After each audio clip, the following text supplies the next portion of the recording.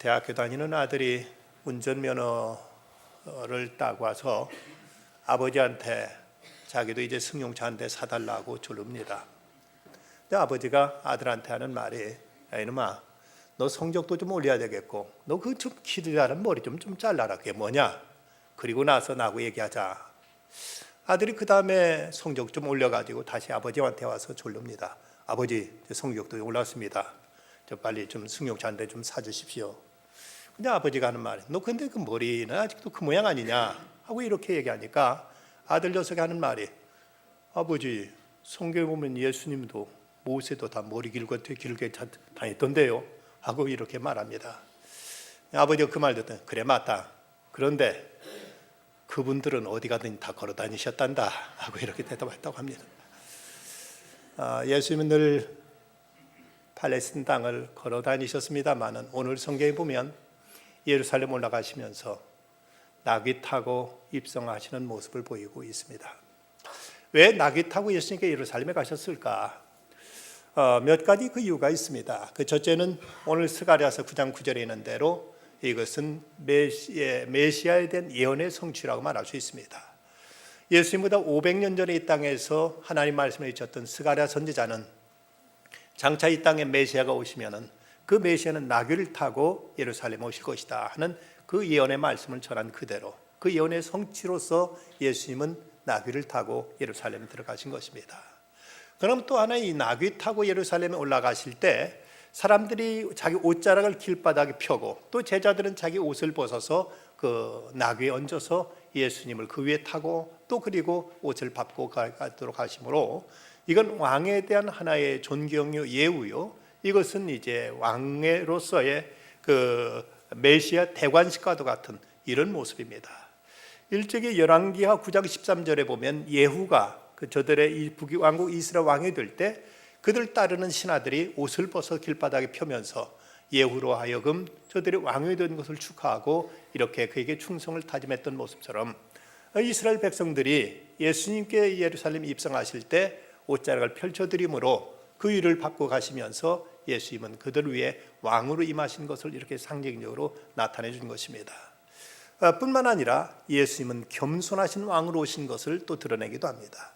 스가랴서 있는 말씀, 겸손하여서 나귀를 타시나니 나귀의 작은 것 곧 나귀의 새끼니라고 말씀하고 있습니다.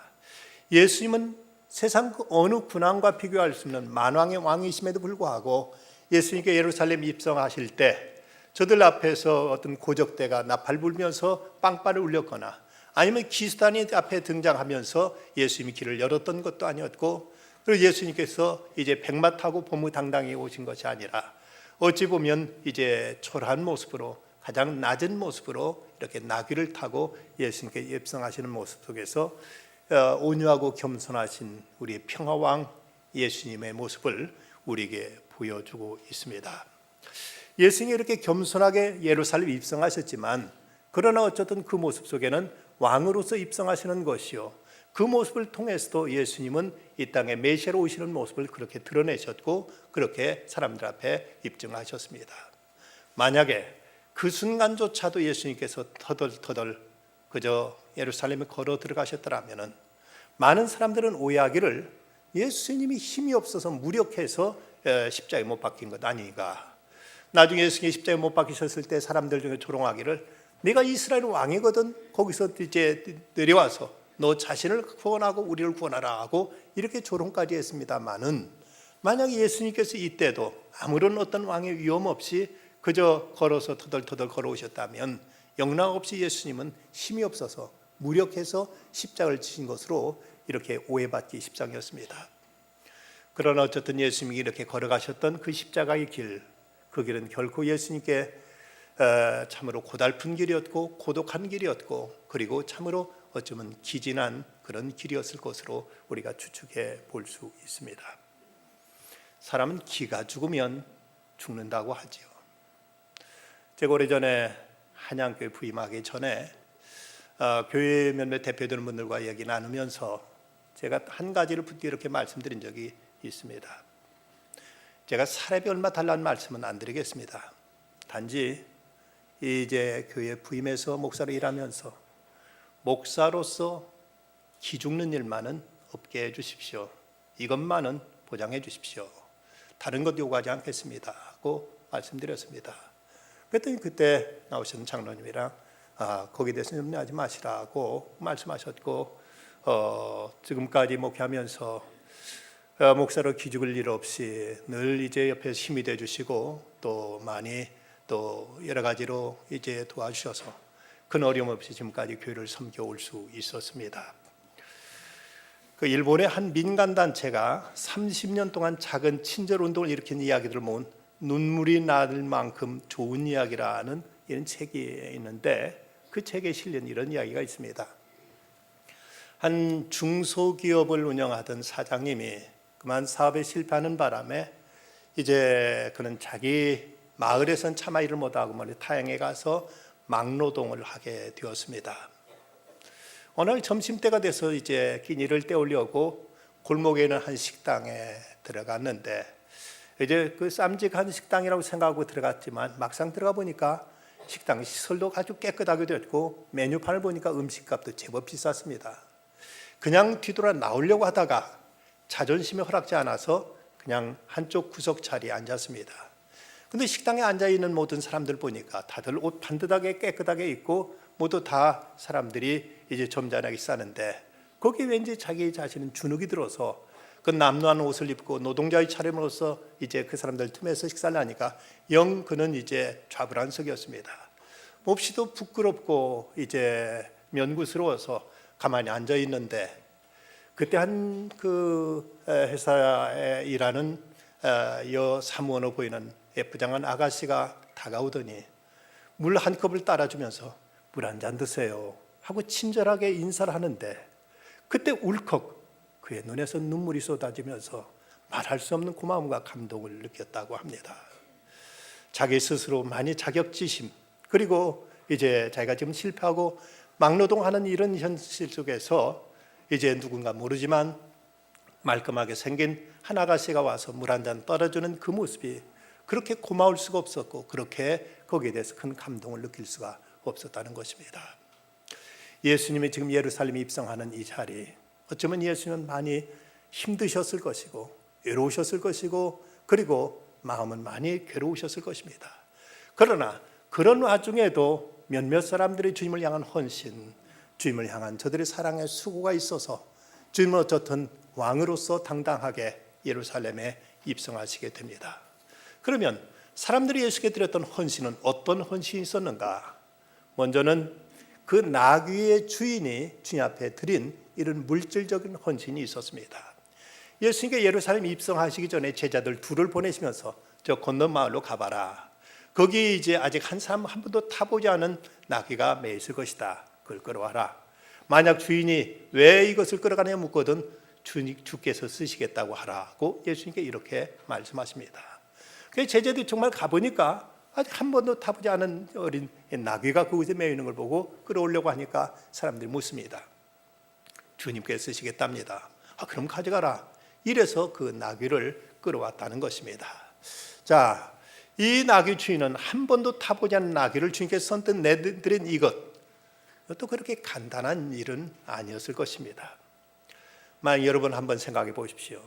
여러분이 승용차를 구입해서 이제 임신한 바 달고 그리고 아직 그 시트에 비닐도 벗기지 않은 새 차가 집 앞에 끌어왔는데, 내가 아직 한번 타보지도 않았는데 누군가 이 차를 한번 좀 쓰자 하고 이렇게 요구한다면 여러분 쉽게 그 차를 내어주시겠습니까? 물론 예수님께 직접 말씀하신다면 누구나 다 믿는 사람이라면 다 그러시라고 하겠지요. 그런데 지금 이 장면을 보면은 이것은 예수님이 직접 가신 것이 아니라 제자들을 보내셨습니다. 제자들이 가서 주님이 쓰시겠답니다 하고 이렇게 얘기했는데, 저는 이제 선뜻 내놓습니다. 왜 이 사람이 내놨는지에 대해서 성경은 구체적인 기록이 없어서 알 수 없습니다만은 성사학자들은 어쩌면 그 사람이 이전부터 주님과 알고 있었던 사이였거나 아니면 이미 예수님의 명성과 예수님의 어떤 권능이 사람들에게 알려져서 거기에 대한 소문을 듣고 자기도 마땅히 주님께 이걸 드려야 되지 않겠느냐고 이렇게 생각했을 것으로 이렇게 이제 추정하고 있습니다. 만약 예수님께서 오늘 우리들에게 그 무엇인가 내가 좀 써야 되겠다 하고 말씀하신다면 여러분 뭐라고 말씀하시겠습니까? 그럼 쓰시하지요 라고 대답할 것인가? 그런데 이제 문제는 이걸 사람들의 경우 이제 모든 것이 내 것이라는 생각 속에서 이것을 쉽게 다른 사람이 양보하거나 다른 사람이 내놓지 않으려는 이런 생각에 빠질 때가 많이 있습니다. 중요한 것은 이걸 요구하신 분이 다른 분이 아니라 주님이라는 사실입니다. 그런데 많은 경우 우리는 내 스스로 내가 주인이라는 이런 착각에 빠질 때가 많이 있습니다. 어떤 물건도 내가 빌려와서 오랫동안 돌려주지 않고 있으면 이것이 내 물건으로 내 것으로 착각하듯이 우리가 본래 세상에 왔을 때 아무것도 가지고 온 것이 없건만은 내가 오랫동안 움켜쥐고 있었다는 이유로 이것이 내 것이신 양 이렇게 착각하면서 주님께서 우리에게 요구하실 때 이것을 선뜻 내놓지 못하는 이런 경우들이 없지 않아 있다는 사실입니다. 예수님은 이 나귀임자에게 주가 쓰시겠다 하라고 말씀하셨습니다. 예수님은 여기서 유일하게 당신 자신을 주라고 이렇게 표명하셨습니다. 예수님 자신을 주라고 말씀하신 것은 자신이 세상 만물의 주인이실 뿐만 아니라 온 인류의 구속의 주님이요 만왕의 왕 되심을 나타내는 표현입니다. 그리스도인이란 예수 그리스도를 나의 주님, 나의 주인이라고 고백하는 사람이 곧 그리스도인입니다. 성경에 보면 재미있는 것은 가룟 유다는 한 번도 예수님을 향하여 주라고 고백한 적이 없습니다. 기껏 랍비어라고 스승이라고 선생이라고 이렇게 표현했을 뿐이지 한 번도 예수님을 향해서 주라고 고백한 적이 없었습니다. 자기의 목적과 자기 어떤 이상을 위해서 예수님을 통해 뭔가 이루려고 하다가 그것이 이루어지지 않으니까 끝내 예수님을 배신하고 팔아버리고 말았던 것이 가룟 유다였다면 그는 결코 예수를 주로 영접한 적이 없었고 그런 면에서 그는 결코 그리스도인이라고 말할 수 없는 사람이었습니다. 오늘도 우리가 진정 그리스도가 나의 주님이라고 진정 믿고 고백하고 그렇게 우리가 처신하지 않는다면 과연 그리스도와 나와의 관계는 어떤 관계인가를 우리는 엄숙하게 되물어야 될 것입니다. 성군 다윗은 이렇게 말합니다. 여호와여 위대하심과 권능과 영광과 승리와 위엄이 다 주께 속하여 싸우니 천지에 있는 것이 다 주의 것이로소이다. 여호와여 구원도 주께 속하여 싸우니 주는 높으사 만물의 머리이심이다 하고 이렇게 역대상 29장 11절에서 이렇게 고백하고 있습니다. 과연 주님이 예수 그리스도 나의 구주시요 주님이시라면 주님 앞에 무엇을 우리가 아낄 것인가? 1952년 알버트 슈바이처 박사가 노벨 평화상을 받았습니다. 그리고 5년 후에 1957년 알베르 까뮈는 그는 세계 노벨 문학상을 받았습니다. 슈바이처 박사는 자기가 받은 그 노벨상 상금을 가지고 아프리카 람바넨에 그곳에 그 납병 환자를 위한 병동을 지었고 수많은 병자들을 위해서 그리스도의 사랑을 베풀었습니다. 그런데 까뮈는 그 상금을 받은 돈을 가지고 파리 교회에다 별장을 사서 그곳에 놀러 가기 위해서 승용차를 몰고 신나게 달리다가 그만 교통사고로 숨을 거두고 말았습니다. 하나님께 자신을 드린 자와 하나님께 자신을 드리지 않고 오직 자신만 위해 산 자의 어쩌면 대조적인 모습이라고 말할 수 있습니다. 여기서 나귀의 주인, 그는 주님께서 주께 쓰시겠다 하시는 말씀 앞에 기꺼이 자기가 가지고 있던 나귀를 내어 드림으로 예수님께서는 어쨌든 그 나귀를 타고 예루살렘에 입성하실 수 있었던 것입니다. 그런가 하면 자기 옷과 종려나무 가지를 꺾어 예수님께 펼쳐드렸던 이런 몸으로 헌신한 사람들이 있었습니다. 예수님께 나귀 새끼를 예수께 끌고 와서 자기들의 겉옷을 그 위에 얹어 놓음에 예수께 타시니 많은 사람들은 자기들의 겉옷을 또 다른 이들은 들에서 뺀 나뭇가지를 길에 폈다고 이렇게 말씀하고 있는데 저들은 이제 옷을 그 나귀에도 펼쳐드렸고 또 길바닥에도 깔아드리면서 예수님을 그곳을 밟고 지나가도록 이렇게 했고 또 어떤 사람들은 들에서 종려나무 가지를 꺾어다가 이것을 길바닥에 펼치고 또 어떤 사람은 이걸 흔들면서 호산나 찬송하려다 하고 예수님을 이렇게 열렬히 환영했던 것입니다. 종려나무 가지를 꺾어서 이제 예수를 맞이했던 것도 이것도 이제 의경인 마카베오상에 있는 말씀에 보면 이것은 이제 메시아를 환영하는, 찬양하는 이런 모습으로 이렇게 이제 예언되어 있습니다. 종려나무까지 거꾸로 흔들며 예수님 메시아를 환영했고, 자기 옷을 길바닥에 깔아서 예수님을 하여금 그곳을 밟고 지나가게 함으로써, 그래서 이제 존귀 영광 모든 권세 주님 홀로 받으시옵소서 하고 자신을 주 앞에 내려놓는 저들의 이런 헌신이 있었습니다. 진정 주님께서 우리를 원하실 때 내 자신을 이제 들판에 나가서 나무도 꺾어오고, 그리고 내 입고 있던 옷도 펼쳐드리면서 몸으로 헌신했던 이런 무리들이 있었기에 주님은 영광 가운데 예루살렘에 입성하실 수 있었던 것입니다. 롤랑은 이렇게 말합니다. 가라, 그리고 죽으라. 반드시 죽을 운명을 타고난 그대들이여 가라, 그리고 괴로워하라. 반드시 겪어야 될 그대들이여 산다는 것은 행복하기 위해서가 아니다. 산다는 건 나의 할 바를 다하기 위해서다. 그러나 그대가 마땅히 되어야 할 그런 자가 되라. 한 사람의 인간이 되라. 우리는 우리에게 주어진 임무, 주어진 소명을 다하기 위해서 내가 해야 될 도리와 책임이 무엇인가를 늘 우리는 생각해야 됩니다. 그런가 하면 또 예수님께 호산나 찬양과 기도를 드린 심령의 헌신이 있었습니다. 보면 9절과 10절 말씀 보면 앞에서 가고 뒤에서 따르는 자들의 소리 지르되 호산나 찬송하리로다. 주의 이름으로 오시는 이여 찬송하리로다. 오는 우리 조상 다윗의 나라여 가장 높은 곳에서 호산나 하더라. 여기서 호산나라는 이 말은 시편 118편 25절에 보면 여기서 이제 유래되고 있는데, 여호와여 구하옵나니 이제 구원하소서, 여호와여 우리가 구하옵나니 이제 형통하게 하소서라는 이 말씀에서 이제 우리를 구원하소서, 지금 우리를 구원하소서, Save us now라는 바로 이 말이 호산나의 본뜻입니다. 이것은 또 한편 왕을 위해서 이제 찬양하는 찬양의 소리요, 또 이것은 왕을 향해서 만세 부르는 이 만세와 같은 말이요. 그런가 하면 이제 우리는 당신의 백성들입니다. 당신은 우리를 다스리시고 우리를 구원해 주십시오 하는 이런 기도요, 찬양이 바로 이 호산나라는 말 속에 담겨 있는 뜻입니다.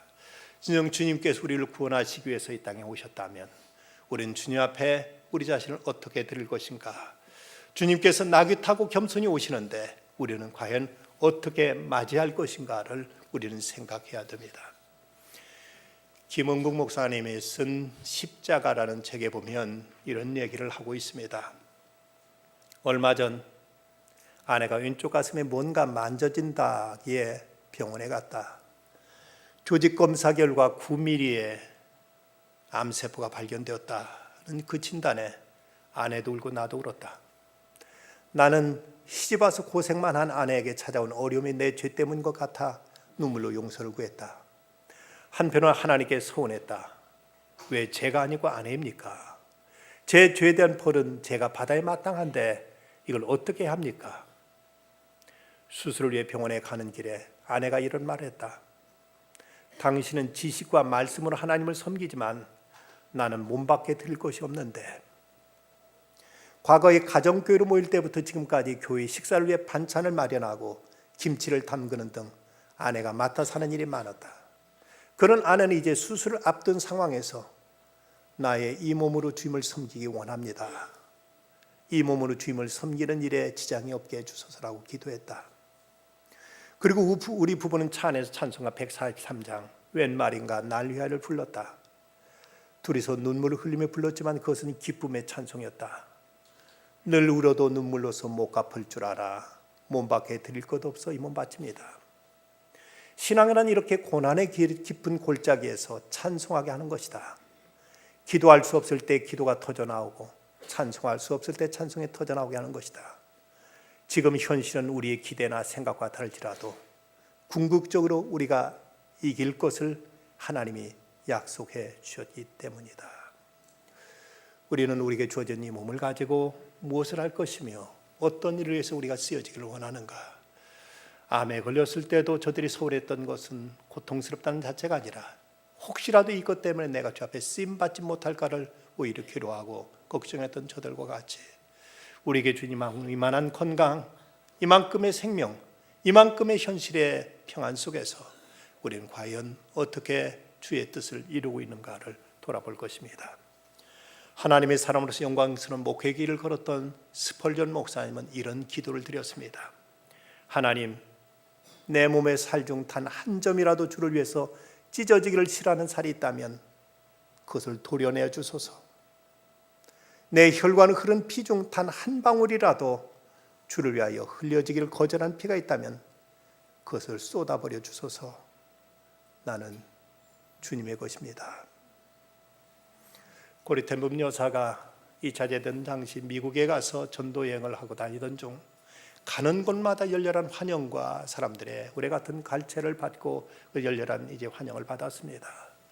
그런데도 이 고리 텐붐 여사는 전혀 거기에 대해서 감동하거나 거기에 대해서 어떤 크게 기뻐하는 낯이 없이 늘 무덤덤한 모습이었습니다.